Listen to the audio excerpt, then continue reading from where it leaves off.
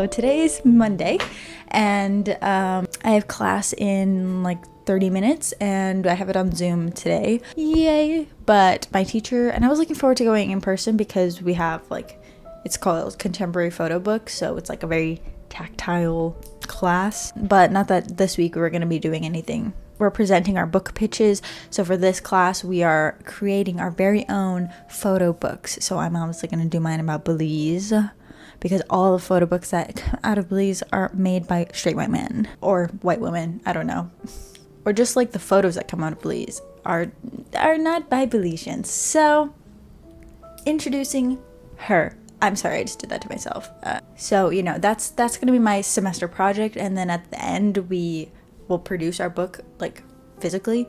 So I was thinking maybe I could sell it in my shop if I like it by the end of it. So let me know if that's something you're interested in. Also check out my shop, katherinecaris.shop. I sell prints of my photography. This week we have our pitch, and I forgot to finish it. So I had to finish it last night because I have not been waking up to my alarm every day. I like get up, turn it off, and go back to sleep. Why am I like this? But today I actually woke up. So progress. Today's class is on Zoom because my teacher's feeling poorly, and so just to be safe, we're not supposed to, like, if we feel the least bit poorly, we have to stay home. We have to do a COVID test every 2 weeks. So I did mine on Friday, and it was super easy. Everybody was saying it was so hard and like it was so complicated because we have free tests with the school. But it was so easy. And I was like, wow, I can't wait to do this again. No, I can wait. But, you know, every 2 weeks I have to do it. Anyways, so my test came back negative, but not that I expected it to come back positive because I haven't seen anybody without a mask on. Except last night, a lady was knocking on my door being like, can I use your window to get onto fire escape to break into my apartment because I lost all my keys and my wallet and my whole purse, and like, please help me. And I was like, lady, it's 10 o'clock. Do you actually live next to me, or are you gonna like jump me or place a camera in my apartment or like steal something? You know, I'm a hyper paranoid person, so that was a experience. What I wanted to talk about a little bit. You may have been around, or you may have just watched back enough to know that I was part of the Booktube community. I used to make videos just about reading because that's what I did. I read a lot. Do I read? No. These books have been on the shelf and at my old apartment. They've just been living there. I haven't really been reading any of them. And I mostly read audiobooks, but that's a whole nother discussion. I've just been reading casually, like finding books here and there, rereading a lot of books that I used to really love to see that, like, if I still love them, because I'm a much more developed person, believe it or not. And I'm a much more developed reader because I'm older now and much more learned about the world than I used to be. So also, if you ever go back and watch those old Booktube videos, know that I know a lot more about the world now, and my opinions probably err on the side of probability have changed. So that's the thing about like Booktube and talking about books. I'm like, but what if I change my mind? This is the internet. You can't change your mind on the internet. So anyways, I've also opened my mind to books that I used to hate. I was an anti of certain types of books and certain books, like Sarah J. Ass, like that woman. I don't know why I had so much hate for her, but I realized why. And this is like something I want to talk about in a whole other video by itself, but bear with me for a second. I realized Sarah J. Maas's books were always marketed as young adult books, which they are not, which is very harmful. Like, that should not be the case. Don't do that, please. Like Jay Kristoff, for example, his books, Nevernight, and his newest book, Empire of the Vampire, that's coming out tomorrow. We'll talk about that in a second. His books get put under young adult in bookstores. They're not. They're really not. That's not, you know. And not to say that young adults can't read books above their level, but not all of them, and it shouldn't be marketed towards them. That's why I used to hate on Sarah J. Maas and A Court of Thorns and Roses, because, like, I didn't understand, you know. And plus, it wasn't made for me, a young adult, at the time. Now I can read them and enjoy them because now I'm not looking into these books for deep life lessons, and I'm not going to take any of that away and be like, this is how I should live my life, you know? Yeah, so it's all in good time type of thing. So I gave A Court of Thorns and Roses a chance, and I really liked it. Okay, don't tell anyone, especially past me. Don't tell past me. Anyways, I also wasn't really watching much Booktube because it all felt kind of stale. Like I was just watching the same people talking about the same exact things, but that's tea for a whole nother video. But now I feel like there's a breath of fresh air within me. There's new booktubers that I am watching and getting inspired by and being motivated by. And also some old ones. And also just there's new books to talk about. And because I've had such a long break, I've missed all these books. So I'm excited about reading again, if you can believe it. I just finished Black Prism. Let me get the book. My chair is so squeaky. Since when? Ta-da! I just finished The Black Prism by Brent Weeks. This is a book that I wanted to read for like 7 years or something like that, and I finally read it. It was on sale on Audible for like members only a couple weeks ago, and so I got the audiobook for like $5, and because I didn't have any credits left because I accidentally bought an audiobook that I had already read, but like they wouldn't let me return it, which is very rude. Audible, please let me return that book. I don't actually want it. It was an accident. Anyways, I finished this. Look at this. Look at this. So good. I got the physical book because I also started to read along physically because it's a high fantasy and it's a lot to consume and a lot to digest, which I think I already talked about this in my last video. So I'm not going to go too much into it, but I finished it and it was so good. And by the end, something happens in the end and I was cackling. I don't know why. It amused me so much. So good. And I cannot find the second book anywhere, like physical copy of the second book. Where is it? Hello? Are you out there? I couldn't find it in bookstores and it's not on Amazon, so what's going on? Anyways, I've also been reading The Lights of Prague by Nicole Jarvis because I just found it at Barnes & Noble and I was like, this looks good. And it's about vampires. Sure. I was like, yeah, sounds about right. And I like vampire books, but I don't read that many of them. And I was watching Castlevania a little while ago, and like that just really gave me the vibes. So, speaking of vampire books, tomorrow Empire of the Vampire by J. Kristoff comes out, and I'm so excited about this. I don't even really know what it's about besides vampires and like an empire of vampires, and like it's been darkness for many years or something. I don't know, but it just sounds so good. It looks so good. I trust J. Kristoff, even though I've never read Nevernight. Nevernight is another book by J. Kristoff, which has been on my shelf for 7 years, maybe less. I don't know, whenever it came out. I keep saying 7 years because 7 years ago is when I got into Booktube. So I've never read Nevernight because I feel so intimidated by it. Because I feel like it's something that I really, really love, but I'm too afraid to read it. I don't know why. If you know the feeling. Also with like A Darker Shade of Magic, another book that I feel like I will really love, but I'm too afraid to read it, you know? But I've been buying books again, and it just feels so good. I'm so happy, and I need a new bookshelf because I'm at capacity of these books that I currently have. And then I just ordered new books. So, like, I just need a new bookshelf. Ugh. This bookshelf my dad made. So, I can't get another one of this one. Because he can't make another one. So, what am I going to do? Wow, that's embarrassing. Just a quart of Wings in Ruin right there on top of Harry Potter. I am a whore. Anyways, this clip has gone on way too long, but I just finished Black Prism. I'm going to read some of this today and then try and get the Empire of the Vampire tomorrow. But I don't really want the American cover because it's ugly. Well, it's not ugly. It's just not as beautiful as the freaking UK cover. Like that cover. Why would you have that be one cover and then this one for the American? Doesn't make sense. Anyways. Okay, bye.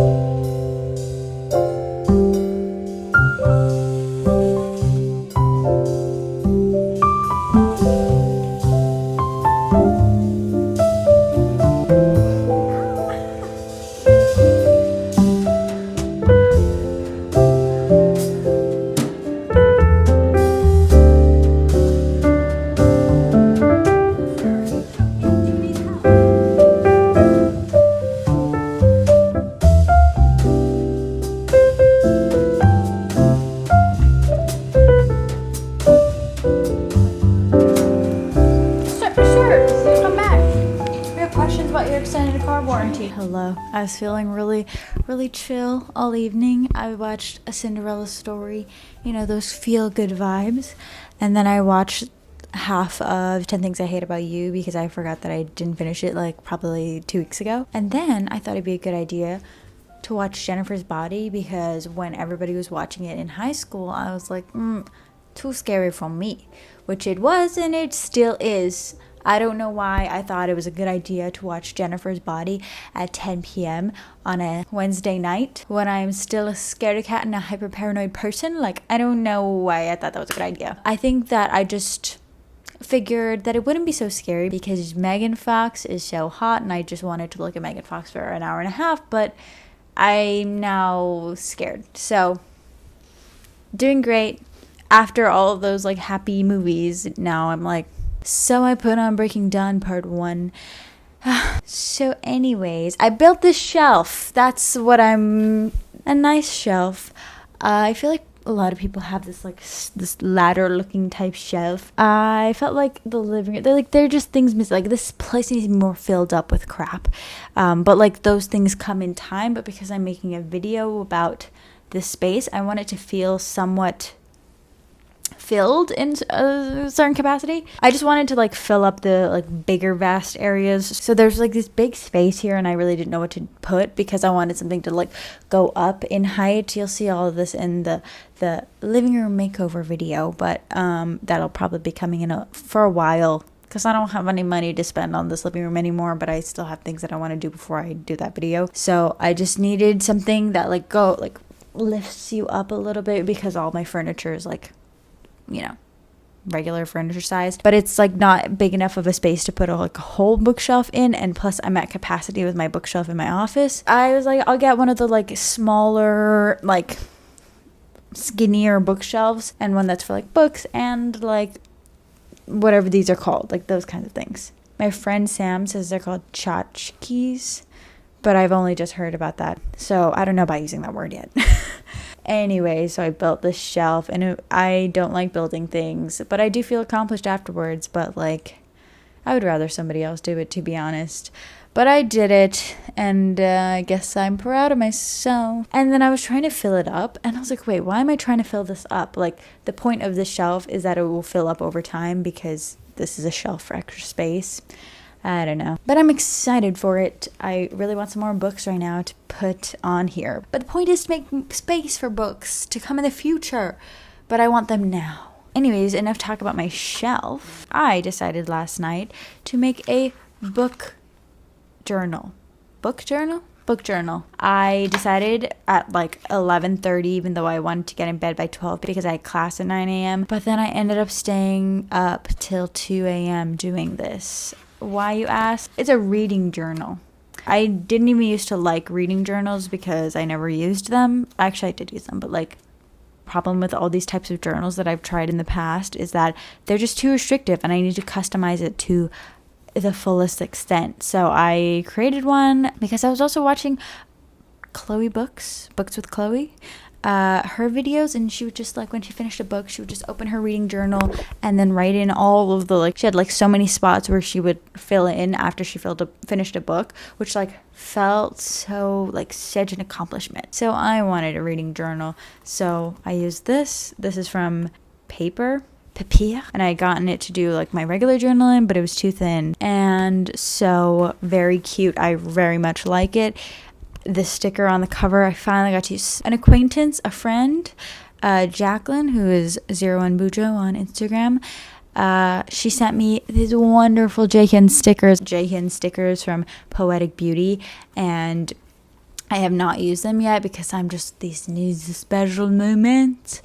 Here's a special moment because this drawing of Jayhin fits perfectly. Book journal, reading journal, and I actually am very excited to use this. I think the like setup that Chloe Books with Chloe has, I just like it. I have the books read. I've read 15 today books this year, and they've all been audiobooks because I'm the worst. And I have done some physical reading. I just haven't finished the books.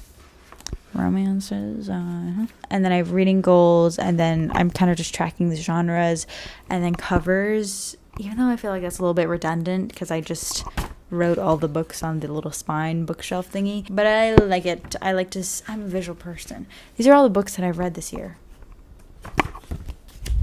And then instead of doing it bi-monthly, because I don't read very fast, I did it by season. So I'm starting fall 2021, and I assume that I will continue using the same notebook in 2022. And so far in September, I should write the date that I finished this book. I didn't do that. In September, I finished The Black Prism by Brent Weeks, 5 out of 5 stars. And so I was writing down my thoughts because a big problem with me in reading is that I forget my thoughts on it after a while, especially if it's like a book that I'm like, it was okay, but I'm not going to read it anymore in the series. Or like, I enjoyed it enough, but then I'll just forget, So The Black Prism, I wrote good soup. I don't know what I was doing this morning. And then I was kind of looking at other people's reviews just to like see, because I knew that there was some kind of controversy surrounding The Black Prism. Like there were valid critiques, but I couldn't remember what it was because I couldn't remember if it was like fat shaming or sexism. Turns out it was sexism. So I was just kind of like reflecting on my thoughts about that and like how I felt about like reading it in the book. I think for me, I didn't expect much from a book written by a white man in 2010. Obviously, sexism isn't good, and we don't want that in our books, but then we don't read privileged white men books. So yeah, anyways, I still like the book. I still think that it had very good qualities about it, very good characters, very good storytelling, frankly. There were a lot of like plot devices that I normally wouldn't like, I don't think, but because the writing and the structure of the story as a whole and pacing was really good, that I didn't mind those things that I don't normally like. And then I also today finished For the Wolf by Hannah Whitten. So this book, I was so hyped about it for some reason. This is when I was like, okay, maybe I'm gonna start getting sad about reading again. And people were talking about it because it had just come out, and people were like, can't wait to read this. This is what it's about. Wait, I should have said what The Black Prism is about. It's a high fantasy that has a very complex magic system that has to do with colors and like using colors and the spectrum of colors to do magic. And then, yeah, it kind of pops you into the world, and then the story gets going quickly, and then you kind of learn about it as you go, which I like. Not in every book, and I don't think every author does it correctly or enjoyably or doesn't do it good, but I think that it was good in this book. Anyways, so For the Wolf, everybody was excited about it. It's a fantasy young adult, and I think that my camera died. So I'm just going to continue this as a voiceover, I guess. I guess I've outgrown young adult because all the recent young adults that I've written, No, I do not write a young adult. All the ones that I've read recently, I just did not like. And I am somebody that's very much like, stop reading this if you're just going to hate every single one of them. And that's, obviously it gets in the views for a lot of booktubers, but I'm like, dude, if you keep hating every single book that you read in this genre, then clearly it's not for you. Stop reading romance when you don't want to hear about fairy porn. Like, it's that simple. That simple. Don't read it. Or just don't talk about it in a way that sounds like you're shaming people for liking it. So it's not even that controversial, like literally reality.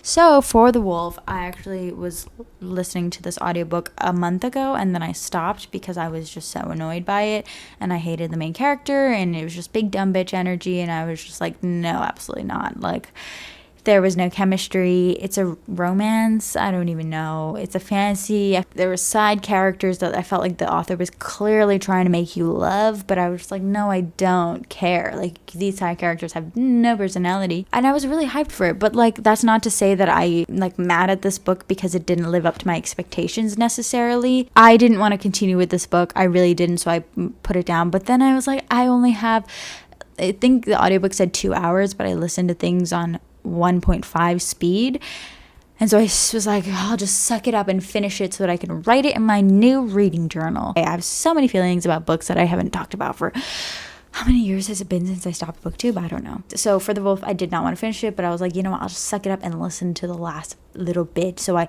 ranked that speed up to 2.0, which I've never done before, but it had to be done because there was just no way that this book, and it wasn't good at the end.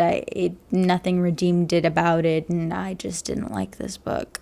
So I ended up giving it a 2 stars. I don't know why I even gave it 2 stars. I think, I don't know. Didn't like the book. Wasn't for me. I think that it had a lot of potential, but it missed the mark. Every time I thought that, like, okay, like this will be its redeeming part. This could perhaps go in a good direction. And then it didn't. So that was annoying. Anyways, thanks for listening to my book rant.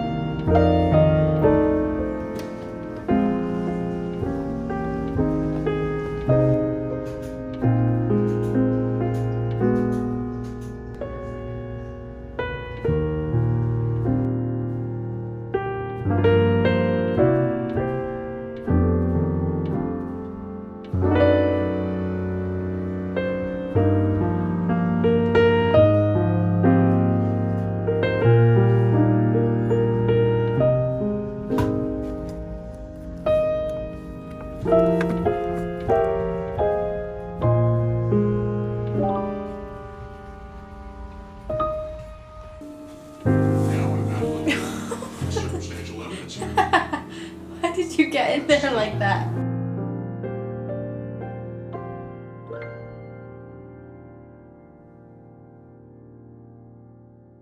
Hello. I'm so tired today. I feel like I'm going to pass out, and I just might. So I got some books. I went to Bookoff, which is, it's a chain.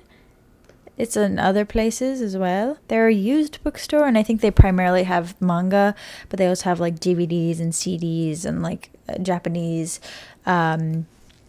figures. They have used books upstairs. This is the one in Midtown. So I got some books. Look what I got. Although I really wanted this in paperback. The Name of the Wind by Patrick Rothfuss. The paperback copy of this is so floppy and gorgeous. So pleasing. I love a good floppy paperback, especially when they're like big. Fun. But I found it there for $7.50, so I decided to get it. And then World Without End by Ken Follett. My mom loves these books, and I have a bet with her probably for the past 10 years. I probably made it 10 years ago that I would read. Maybe it wasn't 10 years ago. It was probably like 7. My phone, Rocky. Don't worry. To read Pillars of the Earth. I said that I would read that, and she would owe me $100.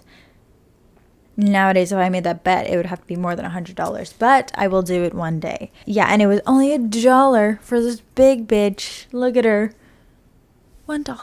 I also have a copy of Pillars of the Earth, so I want to put that probably on this shelf. So yes, moving on. Book haul. Did I say that? Book haul time? Foundry Side by Robert Jackson Bennett. No idea. I've never heard anybody talk about this book, but I've seen it on Goodreads and Amazon and all the places so often, but I feel like I never hear anybody talk about it. And this was $7.50. Why did I buy this for $7.50? I'm unsure if this is young adult, because I feel like right now in life I'm taking a step away from young adult because it feels very same and repetitive. The Night Circus by Erin Morgenstern. So this is a book that everybody loves, and I've definitely started it multiple times, but I've never actually like gotten into it and read it, the whole thing. And I didn't realize that it was like a love story. and to some degree. And then I was watching a video, and that's what they said, that it's got a good romance aspect, and I was like, yeah, I want that, as well as very lyrical writing. You know the drill with her book, Karen Morgenstern. So I was like, okay, I guess I'll give it a go. And then I couldn't find my copy that I've been like dragging around with me for probably 5 years, and I'm like, where is it? Did I leave it at my grandma's house? Rude of me. And then I was like, what you lose you shall find. So I found another copy. It's a different copy than I already have. So this one is $5.50. This is truly the book vlog, isn't it? Tax deductibles, is that the phrase? No. Exemptions. I can file this for taxes. See, I'm doing this for a video. I bought all these books for this video. The Fate of the Tierling by Erica Johansson. I have the first, actually, I think I already have this book, but in the hardcover. And I didn't really particularly like these books or hate them. They were just like, yeah, this was good. This was interesting. Oh, I don't have this. This is the third one, because I was unsure. I couldn't remember if this was the second one. But The Queen of the Tierling.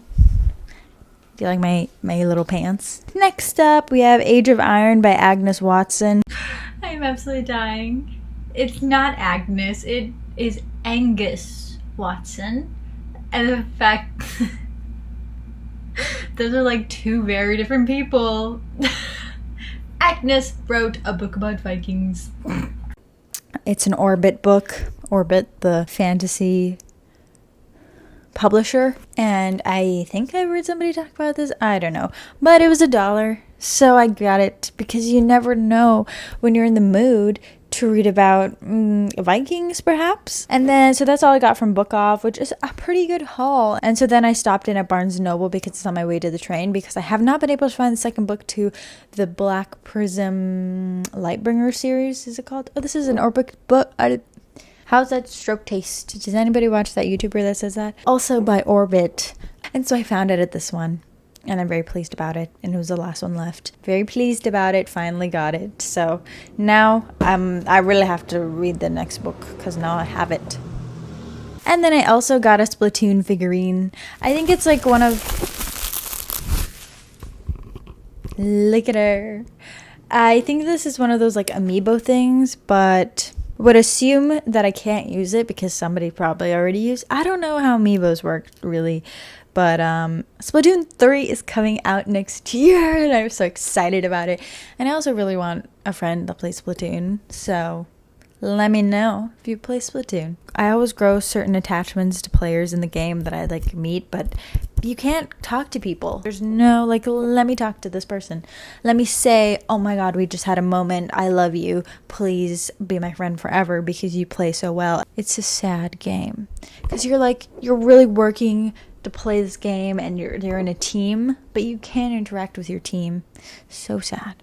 Anyways, got this, even if I can't use it, but I wanted to have it anyways because I love Splatoon so much, and I play it like every day. I just love this game so much. Literally why I bought my Switch, and literally the only thing that I play. One day will I have a friend that plays Splatoon.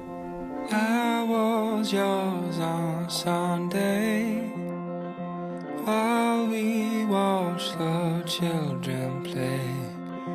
We fell deep in love again, like we always do.